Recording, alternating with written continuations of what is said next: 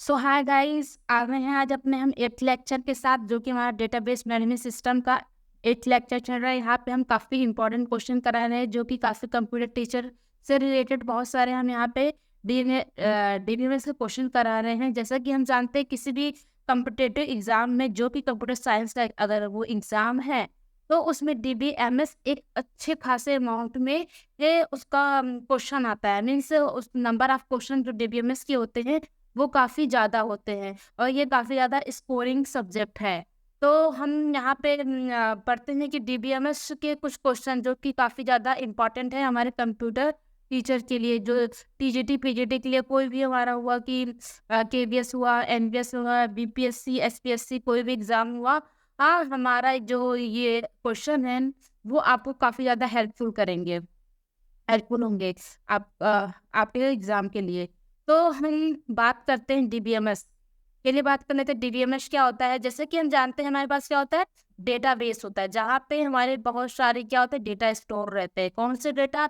जैसे कुछ कंपनियां हैं तो उनके बहुत सारे इंफॉर्मेशन स्टोर होते हैं। हम बेसिकली इंस्टाग्राम यूज़ करते हैं, फेसबुक यूज़ करते हैं, टेलीग्राम यूज़ करते हैं। जब भी हम कोई ऑपरेशन परफॉर्म करते हैं, अपनी आईडी बनाते हैं, तो जो हमारा आईडी है, क्या होता है, हमारा आईडी हो गया, हमारा नेम, तो वो डेटाबेस में स्टोर हो जाता है। हमारा जो है इंस्टाग्राम का, फेसबुक का, हम जो आईडी बनाते हैं, वो जाके हमारे जो डेटाबेस में वो चीज़ें मेंटेन हो जाती हैं। तो मीन्स क्या होता है, ये आपके डेटा को स्टोर करके रखता है डेटाबेस। अब बात आती है, इस डेटाबेस को हम एक्सेस कैसे करते हैं, कैसे एक्सेस करते हैं। अगर हमें कोई भी डेटा चाहिए डेटाबेस से, तो वो कैसे एक्सेस होगा, किसके थ्रू होता है। डायरेक्ट यूजर जो होता है वो डेटाबेस को डायरेक्ट एक्सेस नहीं कर सकता, तो उसके लिए एक टूल चाहिए होता है, जो हमारे यूजर और डेटाबेस के बीच एक इंटरफेस प्रोवाइड कर सके। तो वो क्या होता है, हमारा डीबीएमएस होता है। यदि हम यूजर को कोई भी डेटाबेस से कोई भी डेटा चाहिए, तो हम डीबीएमएस के थ्रू वो डेटाबेस से वो डेटा को एक्सेस करते हैं। और ये जो हमारा डेटाबेस मैनेजमेंट सिस्टम होता है, इस हमारे डेटाबेस को मेंटेन करता है, अपडेट करता है, क्रिएट करता है, इंसर्ट करता है, बहुत सारे ऑपरेशन इस डेटाबेस पे परफॉर्म करता है। किसके थ्रू ये ऑपरेशन होता है? डेटाबेस मैनेजमेंट के थ्रू। ये सारी रिस्पॉन्सिबिलिटी हमारे डेटाबेस मैनेजमेंट सिस्टम की होती है कि जो हमारा डेटाबेस है वो कैसे मेंटेन हुआ रहे, कैसे वो विदाउट उसके अंदर रिडंडेंसी ना हो, हमारा डेटा जो हो, डेटा इंटीग्रिटी हो। तो ये सारी चीज़ें किसके थ्रू? हमारे डेटाबेस के थ्रू होती है। तो अब चलते हैं अपने पहले क्वेश्चन के साथ। हमारा पहला क्वेश्चन डेटाबेस मैनेजमेंट सिस्टम का।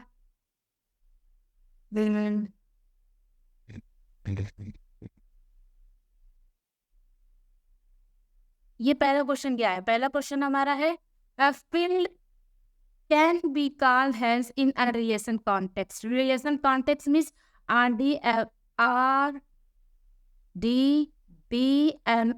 RDBMS relational database management system.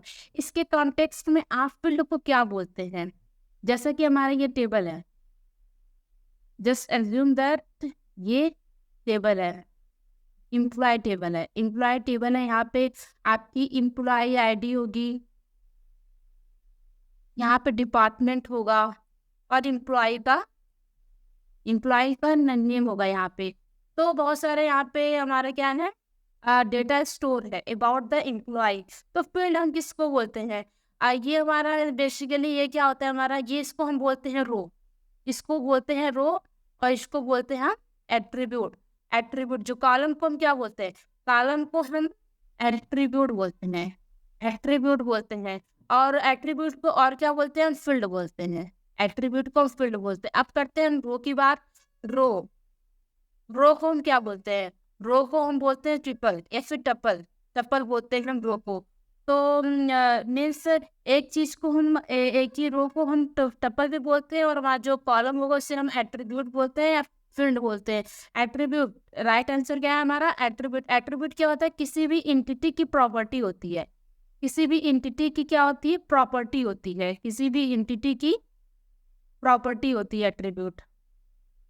ये था हमारा पहला क्वेश्चन। अब हम चलते हैं अपने सेकंड क्वेश्चन पे। सेकंड क्वेश्चन हमारा क्या कहता है? 4NF, 4NF का फुल फॉर्म क्या है? ये काफी सिंपल क्वेश्चन। 4NF का full form fourth and normal form. हमारे कितने नॉर्मल फॉर्म होते हैं DBMS में? First NF first normal form, second normal form, normal form और 4 नॉर्मल फॉर्म, और क्या होता है हमारा 5th नॉर्मल फॉर्म भी होता है। ये बेसिकली एग्जाम में पूछा नहीं जाता है। और एक हमारा होता है BCNF, BCNF।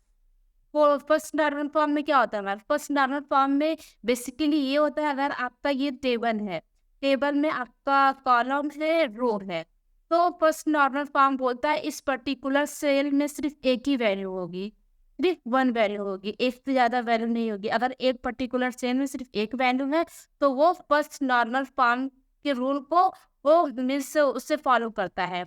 अगर हमारा टेबल है, कोई भी टेबल है, तो उस सेल में, किसी भी टेबल के सेल में सिर्फ एक ही वैल्यू होगी, एक से ज्यादा वैल्यू नहीं हो सकती है। तो ये हमारा है फर्स्ट नॉर्मल फॉर्म।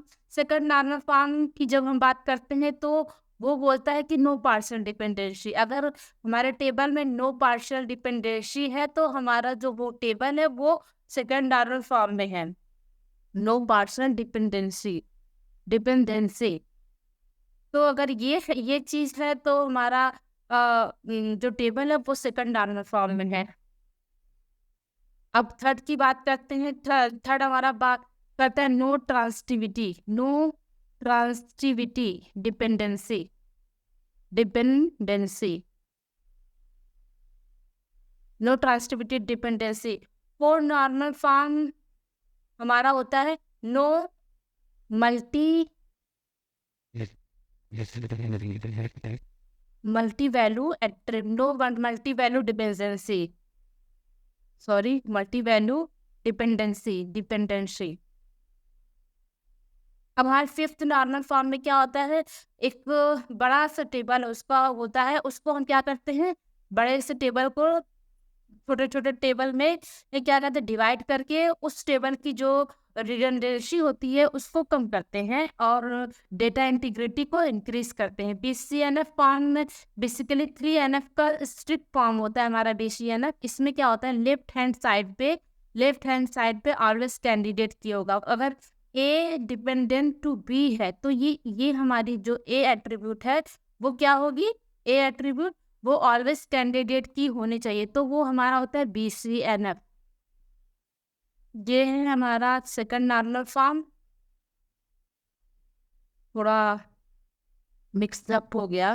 तो ये है हमारा fourth normal form. Fourth normal form में no multi value dependency, miss multi value dependency नहीं होना चाहिए। फिफ्थ नॉर्मल फॉर्म में हम क्या करते हैं, अगर हमारे पास कोई टेबल है तो उसको और डिवाइड करते हैं छोटे छोटे टेबल में, उसके थ्रू हम डेटा रिडंडेंसी को और डेटा रिडंडेंसी को कम करते हैं और डेटा इंटीग्रिटी को इंक्रीज करते हैं।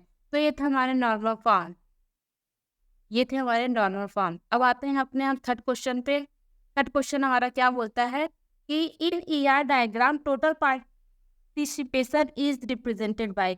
हमारे ER डायग्राम में क्या होता है, मीन्स कैसी वैल्यू दे रहे हैं, मल्टी वैल्यू है कि कंपोजिट एट्रीब्यूट है कि वीक एंटिटी है। तो इसके लिए हम क्या रिप्रेजेंट करते हैं, बहुत सारे डायग्राम यूज करते हैं अपने ER डायग्राम में, जिसके थ्रू हम रिप्रेजेंट करते हैं कि ये पर्टिकुलर जो डायग्राम है वो किस टाइप का है। मीन्स फॉर एग्जाम्पल आपके पास टेबल है, उनके बीच इस टाइप का डायग्राम है, इस टाइप का डायग्राम है, तो आप इसको देख के क्या बोलेंगे कि हाँ जो ये चीज है वो क्या है, वीक एंटिटी रिलेशनशिप है। ये क्या है, weak entity relationship. Weak entity क्या है, रिलेशनशिप है, इसमें वीक एंटिटी रिलेशनशिप है। ये क्या बताता है, हमारा जो हमारा एंटिटी सेट है वो क्या है, वीक है।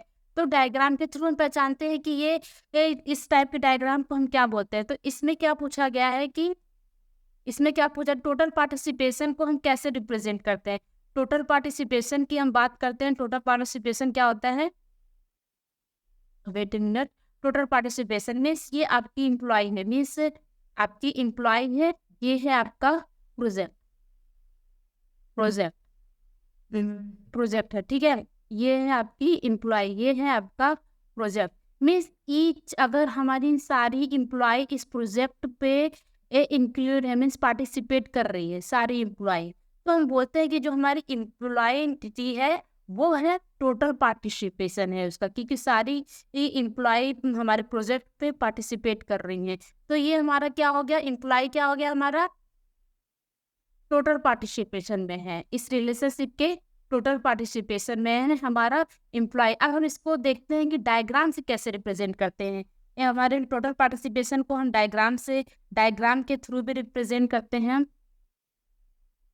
और मीन्स ये है आपका स्टूडेंट, ठीक है, ये है आपके स्टूडेंट एंटिटी है। और मीन्स ये रिलेशन में है किसके, कोर्स के साथ, कोर्स के साथ ये है रिलेशन में। तो अगर इस डबल लाइन है, अगर स्टूडेंट के साथ में डबल लाइन है, इसका मतलब है सारे स्टूडेंट इस कोर्स में एनरोल है, सारे स्टूडेंट इस कोर्स में एनरोल है, इसका मतलब ये होता है। तो किसके थ्रू हम टोटल पार्टिसिपेशन रिप्रेजेंट करते हैं, डबल लाइन के through. First is the right answer हमारा डबल लाइन। डैश लाइन हमारे डेटाबेस मैनेजमेंट सिस्टम में होते हैं सिंगल लाइन। सिंगल लाइन होता है हमारा अगर कोई भी एट्रीब्यूट है उसके नीचे ये लिखा है, इस टाइप की साइन बनी हुई है, तो इसका मतलब वो एट्रीब्यूट क्या है, हमारी प्राइमरी की है। क्या है, हमारी प्राइमरी की है। तो डबल लाइन की बात तो हमारा टोटल पार्टिसिपेशन में करते हैं। अब आते हैं अपने हम नेक्स्ट क्वेश्चन पे, हमारा फोर्थ क्वेश्चन हमारा क्या बोलते हैं, विच of the following is good database management system practice. अरे मीन्स अगर तो सर इससे पूछा गया डेटाबेस मैनेजमेंट सिस्टम कौन सा अच्छा है, मीन्स अच्छा माना जाता है, क्या करता है वो। तो हम आते हैं अपने पहले ऑप्शन हमारा क्या बोलता है, इस क्वेश्चन में हमारा पहला ऑप्शन क्या बोलता है, adding redundancy attribute. Redundant attribute means एक ही टाइप को एट्रीब्यूट हम ऐड कर रहे हैं, मीन्स अगर ए टाइप की एट्रीब्यूट टेबल में ऐड है तो फिर हम उसको ऐड कर रहे हैं। तो इसको क्या बोलते हैं, रिडंडेंट एट्रीब्यूट। ऐसा तो नहीं है, हमारे नॉर्मल फॉर्म हमने पढ़ा है कि किसके लिए यूज करते हैं, रिडंडेंसी को रिमूव करने के लिए। रिमूव तो नहीं कर सकते, कम करने के लिए हम अपने नॉर्मल फॉर्म का यूज करते हैं। तो ये बात गलत है कि डेटाबेस में हम रिडंडेंट एट्रीब्यूट को ऐड करते हैं। अब सेकंड बात क्या करता है, मैं रिमूविंग रिडंडेंट एट्रीब्यूट। जी हाँ, हम नॉर्मल फॉर्म के थ्रू क्या करते हैं, रिडंडेंट एट्रीब्यूट को हम रिमूव करते हैं। ये हमारे डेटाबेस का एक अच्छी क्वालिटी है कि वो रिडंडेंट एट्रीब्यूट को रिमूव करती है। अब सी क्या होता है, नॉन स्पेसिफाइड प्राइमरी की। ये तो गलती बात है भाई, कि अगर कोई भी टेबल है तो किसी भी टेबल में हम विदाउट प्राइमरी की के थ्रू उस टेबल को यूनिकली आइडेंटिफाई नहीं कर सकते। तो हर टेबल में हमारा एक प्राइमरी की जरूर होना चाहिए। अब आते हैं अपने फिफ्थ क्वेश्चन पे, चलिए चलते हैं फिफ्थ क्वेश्चन पे। फिफ्थ क्वेश्चन क्या बोलता है, the term data refer to. Data को क्या बोलते हैं, the electronic representation of the information, या बेसिक इंफॉर्मेशन, या रॉ फैक्ट एंड फिगर, या फिर ए या सी। तो हमारा डेटा क्या होता है, मीन्स कुछ भी उसमें अगर प्रोसेस नहीं हुआ रहता है तो सिर्फ वो क्या होता है, एक रॉ फैक्ट होता है। डेटा क्या होता है, हमारा रॉ फैक्ट एंड फिगर होता है। जब भी हम डेटा के ऊपर हम क्या करते हैं, प्रोसेस करते हैं तो हमारा मीनिंगफुल कुछ चीज़ें निकल के आती है, उसको हम क्या बोलते हैं, इंफॉर्मेशन। उसको हम इंफॉर्मेशन बोलते हैं। तो एज ए सिंपल डेटा को हम क्या बोलते हैं, रॉ फैक्ट एंड फिगर उसको बोलते हैं। ये था हमारा फिफ्थ क्वेश्चन। अब आते हैं अपने सिक्स क्वेश्चन पे। सिक्स क्वेश्चन हमारा क्या बोलता है, which of the following refer to the level of data abstraction that describe the exactly how the data is actually stored. इस ये बात कर रहे हैं कि data abstraction means data hiding. ये तो हम जानते हैं, हमारा डेटाबेस में जो होता है, डेटाबेस सारे डेटा को हम कोई भी यूजर है सारे डेटा को डेटाबेस में कैसा, कौन सा डेटा कहाँ स्टोर है, किस लोकेशन पे है, ये चाहे कि पूरा डेटा देखने में प्राइवेसी नाम की चीज़ होती है हमारे डेटाबेस मैनेजमेंट सिस्टम में, वो डिसाइड करती है कि कौन सा डेटा किस यूज़र को दिखाना है, कौन सा डेटा किस यूज़र को नहीं दिखाना है। फॉर द एग्जाम्पल यदि आप अपने कॉलेज में पढ़ते हैं तो क्या होता है कि आपके टीचर जो है उनका जो डेटाबेस होगा वो डिफरेंट होगा, आपका जो डेटाबेस होगा वो डिफरेंट होगा। आप सिर्फ क्या करते हैं, जाते हैं अगर आपका यूनिवर्सिटी का वेबसाइट है तो उस वेबसाइट में जाके सिर्फ आप फॉर्म को फिलअप कर सकते हैं, अपने मार्क देख सकते हैं। लेकिन अगर जो आपका टीचर है, जो आपकी फैकल्टी है, वो आपके जो भी रिजल्ट है उसको अपडेट कर सकती है, लेकिन आप अपने रिजल्ट को उस वेबसाइट पे अपडेट नहीं कर सकते। तो इसको बोलते हैं डेटा एब्स्ट्रैक्शन। किस पर्टिकुलर यूजर को कौन कौन से हैंडल करने का मीन्स अथॉरिटी है, किस किस डेटा को हैंडल करने की अथॉरिटी नहीं है, ये सारी चीज डिसाइड होती है। तो data extraction means hiding of data. तो इसलिए पूछा गया कि how the data actually stored, means 3 level होते हैं हमारे डेटाबेस में। 3 लेवल होते हैं हमारे। एक यूजर लेवल होता है, यूजर लेवल, उसको हम एक्सटर्नल लेवल बोलते हैं, एक्सटर्नल लेवल बोलते हैं। सेकंड क्या होता है, कंसेप्चुअल, क्या बोलते हैं हम, conceptual.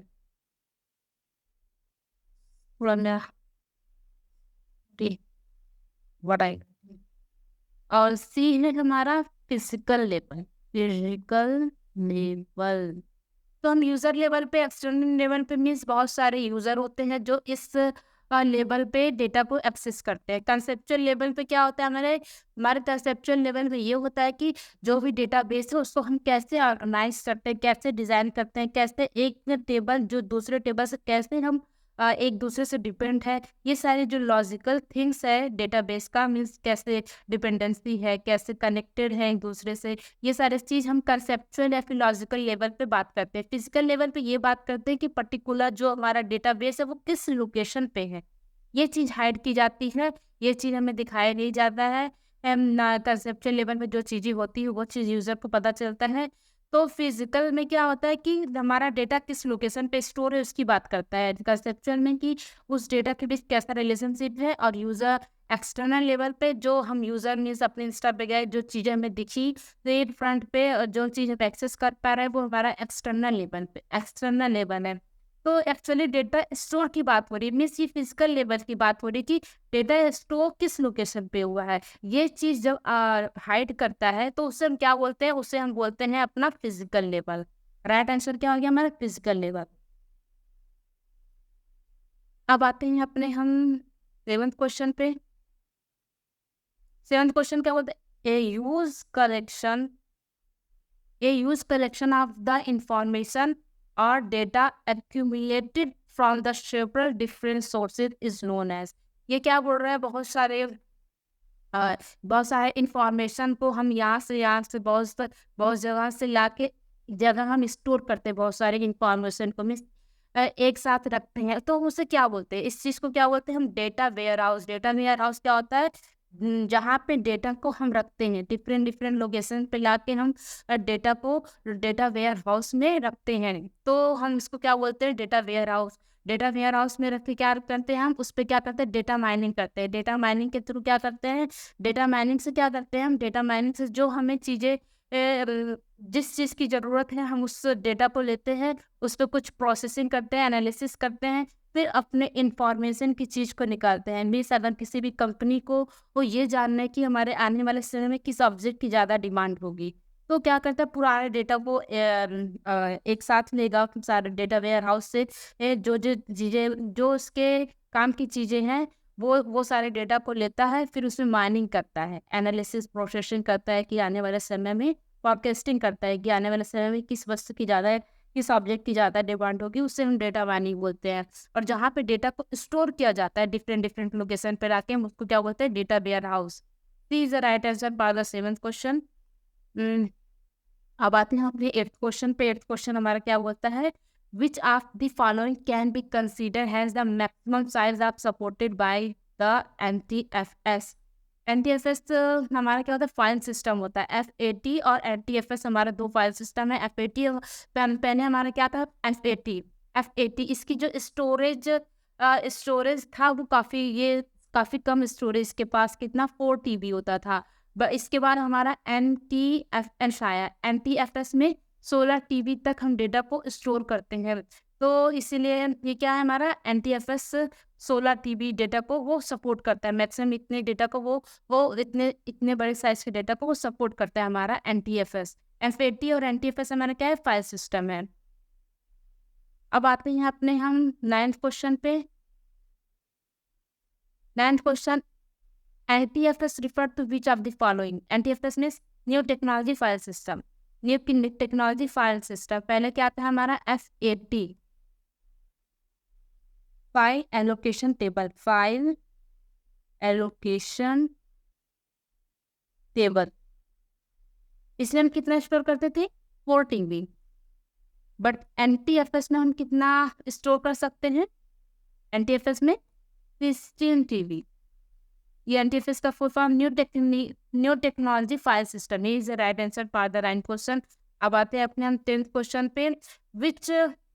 Which of the following can be considered as the maximum size that be supported by the FAT? अभी मैंने ऊपर बताया कितना मैक्सिमम साइज सपोर्ट करता है हमारा FAT, सॉरी 4 GB नहीं 4 TB, 4 TB मैक्सिमम इतना सपोर्ट करता है हमारा फाइल एलोकेशन टेबल जो फाइल सिस्टम है वो 4 TB सपोर्ट करता है।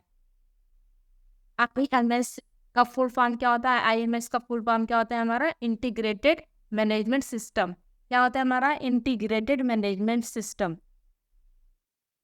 IMS का फुल फॉर्म हमारा इंटीग्रेटेड मैनेजमेंट सिस्टम होता है। अब फुल फॉर्म भी काफ़ी ज़्यादा इंपॉर्टेंट है, कहाँ से फुल फॉर्म दे दे वो कुछ कह नहीं सकते, तो वो आपको फुल फॉर्म भी याद करने की ज़रूरत है। खासकर कंप्यूटर टीचर में, कंप्यूटर टीचर के एग्जामों में फुल फॉर्म 3-4 फुल फॉर्म तो पूछ ही लेते हैं। तो या IMS का फुल फॉर्म क्या होता है? Integrated management system. अब आते हैं अपने 12 क्वेश्चन पे। 12 क्वेश्चन हमारा क्या होता है? DBMS है, क्या क्या होती है उसके पास? ट्रांजेक्शन मैनेजमेंट, जी हाँ करता है। कॉन्करेंसी कंट्रोल, ये भी करता है। कंसिस्टेंट डेटा, ये भी करता है। ये सारी चीज़ें डेटाबेस मैनेजमेंट सिस्टम करता है। हमारा ट्रांजेक्शन है, एक ट्रांजेक्शन दूसरे ट्रांजेक्शन के कैसे इंडिपेंडेंट होगी, तो ये सारी चीज़ें हमारा DBMS करता है। इस कॉन्करेंसी कंट्रोल में बेसिकली क्या होता है? अगर T1 ट्रांजेक्शन कुछ परफॉर्म कर रहा है तो T2 और T3 इसके ऑपरेशन मीन्स इसके ऑपरेशन को ना देखे, इसके ऑपरेशन को ना देख सके, इस ऑपरेशन के बीच में ये अपना ऑपरेशन ना स्टार्ट करें। जब ये कमिट T1 जब कमिट कर दे तब T2 या T3 कोई भी आ सकता है, बट जब वो T1 ट्रांजेक्शन अपना परफॉर्म कर रहा है तो ना T2 ना T3 कोई भी इंटरफेयर नहीं कर सकता T1 के ट्रांजेक्शन में। ये होता है कॉन्करेंसी कंट्रोल। तो ये सारी चीज़ें हमारा DBMS के पास ये सारी चीज़ें होती हैं। Collection of the information is known as, collection of the information is known as data. Collection of information क्या बोलते हैं हम? डेटा बोलते हैं। अब आते हैं अपने 14th क्वेश्चन पे। 14th क्वेश्चन पे क्या होता है? ये DBMS है, centralise data decentralise data both A and B. DBMS दोनों टाइप के डेटा को रखता है। सेंट्रलाइज डेटा मीन्स एक ही जगह एक ही लोकेशन पे सारे डेटा को स्टोर करके रखता है, और डिसेंट्रलाइज मीन्स डिफरेंट लोकेशन पर डिफरेंट सिस्टम पे हमारे डेटा को स्टोर करता है। तो ये दोनों DBMS जो होता है ये दोनों डेटा को सपोर्ट करता है, सेंट्रलाइज डेटा और डिसेंट्रलाइज डेटा। अब आते हैं अपने 15 क्वेश्चन पे। 15 क्वेश्चन हमारा क्या होता है? DBA। क्या रोल होता है DBA का? कॉस्ट को एस्टिमेट करता है, या फिर क्लाइंट कम्युनिकेशन या व्यू डिज़ाइन या स्ट्रक्चर डिज़ाइन। बेसिकली हमारा डेटाबेस एडमिनिस्ट्रेशन का क्या करता है? स्ट्रक्चर को डिज़ाइन करता है। हमारा क्या होता है? स्ट्रक्चर को डिज़ाइन करता है। हमारा जो डेटाबेस मैनेजमेंट सिस्टम होता है वो हमारे डेटाबेस को मेंटेन करता है। वो मीन्स अंडरस्टैंड करता है हमारा डेटाबेस जो मैनेजमेंट सिस्टम है कैसे वर्क करेगा, किस सिचुएशन पे अगर हम उसका बैकअप ले रहे हैं, कोई भी डेटा का बैकअप ले रहे हैं, तो वो ये बैकअप ले रहे हैं उस चीज़ को मीन्स उसे अच्छे से हैंडल करता है, उस चीज़ को अच्छे से हैंडल करेगा, कब हमें किस चीज़ का बैकअप लेना है, कब किसे रिकवरी करनी है, तो हर चीज़ वो क्या करता है? करेक्टली करता है। तो ये होता है हमारा database administration.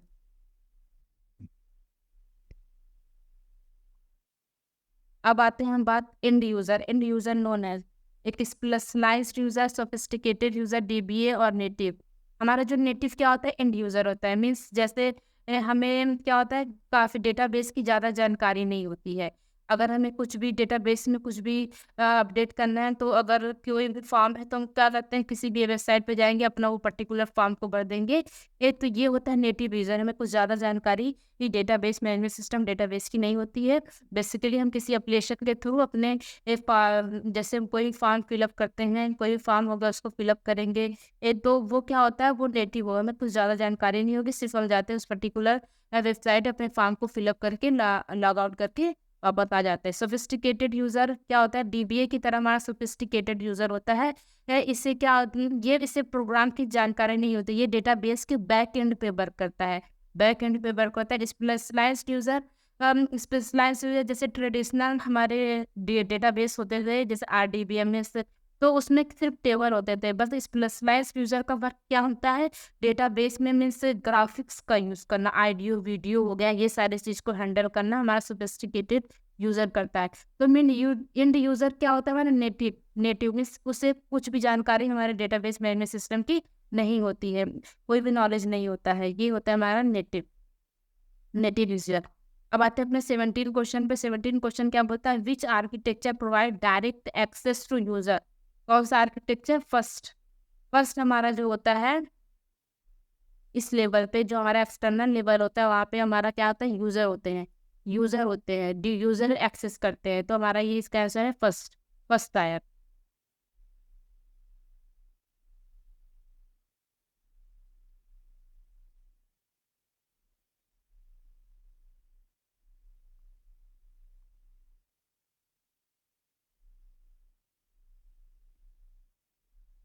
Which one are the following statement means false. इनमें से कौन सी स्टेटमेंट जो हमारी है फॉल्स है। पहला क्या बोला गया है, the data dictionary normally maintain by the data base administrator. जो हमारी डेटा डिक्शनरी होती है वो मेंटेन की जाती है एडमिनिस्ट्रेटर के थ्रू, ये सही है हमारा। Data element can be data element in the database can be modify by the changing the data dictionary. तो क्या है, data dictionary contain the name, description of each element, data element, ये भी सही है। जो हमारा डेटा डिक्शनरी होता है वो कंटेन करता है नेम को और डिस्क्रिप्शन ऑफ इस डेटा एलिमेंट। और डी क्या है हमारा, data dictionary is a tool use exclusively by the data.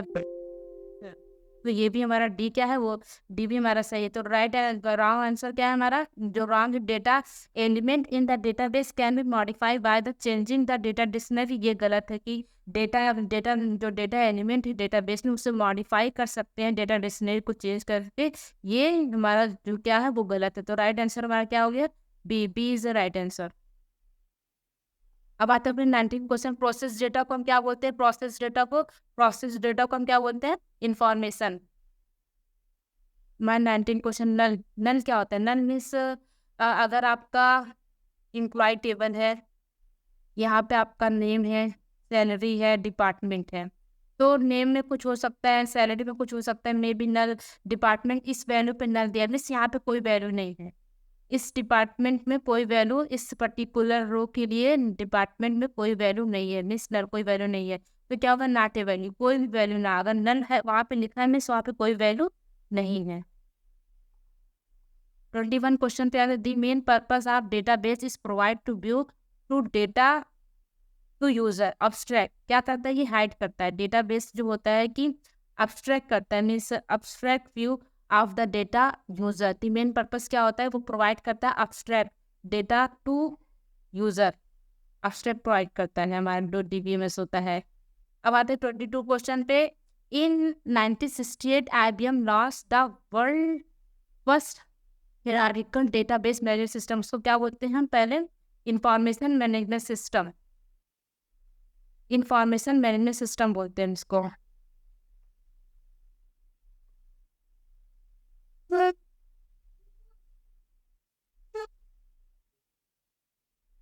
अब आते हैं अपने 23 क्वेश्चन पे। First network database management system को हम क्या बोलते हैं, इंटीग्रेटेड डेटाबेस मैनेजमेंट सिस्टम। क्या बोलते हैं, integrated database management system.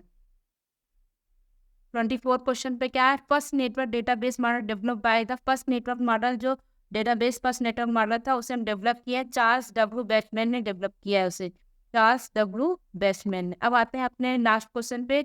Which object are use to create a form in MS access. अगर MS एक्सेस में कोई भी फॉर्म हमें क्रिएट करना है तो कौन सा ऑब्जेक्ट यूज करते हैं, क्यूरी रिपोर्ट यूज करेंगे या टेबल रिपोर्ट, या टेबल और क्यूरी, क्या यूज करते हैं हम, टेबल और क्यूरी हम यूज करते हैं इन MS ऑफिस में।